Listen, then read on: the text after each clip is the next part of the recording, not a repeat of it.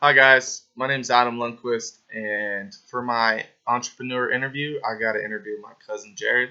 Jared Lundquist, obviously. He's the part owner of Lundquist Construction.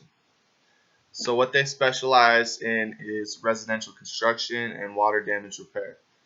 A little backstory on how he got into all of that is he moved to the Palm Springs area when he was around 10 with obviously his family.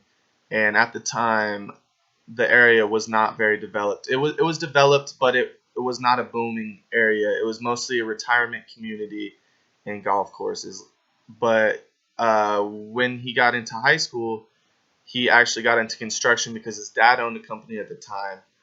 And unfortunately, his dad lost that company in 2008 with the economic crash. But it taught Jared a lot and was able to get him after high school into another construction company where he worked for a few years. And he worked his way up through the ranks in that company, worked there for probably 5 to 10 years. And he said he learned pretty much all he thought he could learn there. And then at the same time, Palm Springs really started to boom. So the downtown was being done up. There was a lot of people moving in. Just people were really seeing the appeal of the valley, how cheap things were, how nice the weather was. People were just really starting to get into that area.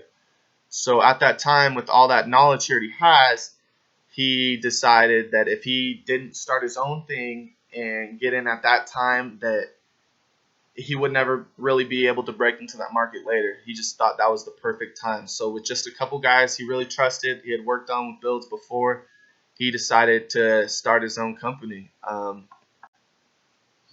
So a lot of his mentors and advisors were actually from that prior company, even though it might seem like competition.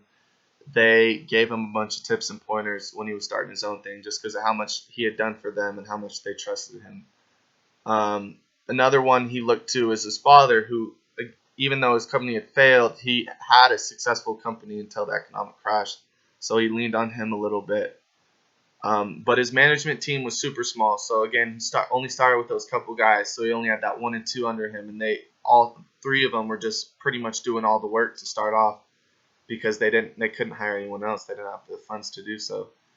But as they started to expand, they did need more guys and they needed more money. So his father financed for equity and came in as a part owner of the company, changing it to a family company at that time. Um, Also, as they started to expand, some of those first employees, some of them were moved into management positions, while other management spots were filled from outside the company just so that he could get the right guys. He wasn't just giving favoritism just because they were there the longest. Um, a reason he was able to find resources and customer base so quickly is because, again, he had already pretty much done that for someone else's company prior. So he already had relations with a lot of companies and knew where to look. So his prior knowledge really helped him get into that market. The business is still currently operational in the Coachella Valley, and a few things he attributes to his success is a lot of it was his prior knowledge. So he thinks really working in the field before you go try your own venture is number one key to success. I mean, you're not gonna know what to do unless you've done it or unless you can study it enough while you're doing it. So that's what he attributes mostly to his success.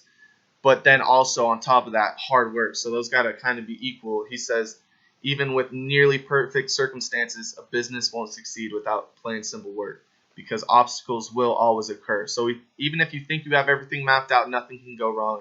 He says something will, and you need to be ready for it. You just need to be able to push on through it. And that was one of his biggest mistakes is at the beginning, is he said he wasn't prepared enough for the unexpected. So even though you can't expect things, you have to kind of expect that you can't expect things, if that makes sense. The same way his father lost his company in 2008 because of the economic crash no one expected, could have totally happened to him with this COVID pandemic. And he says it nearly did. However, he was a little more prepared than his dad had been, and he was able to weather the storm. So I hope you guys got to learn a little bit about his company and enjoyed listening to this review of his interview.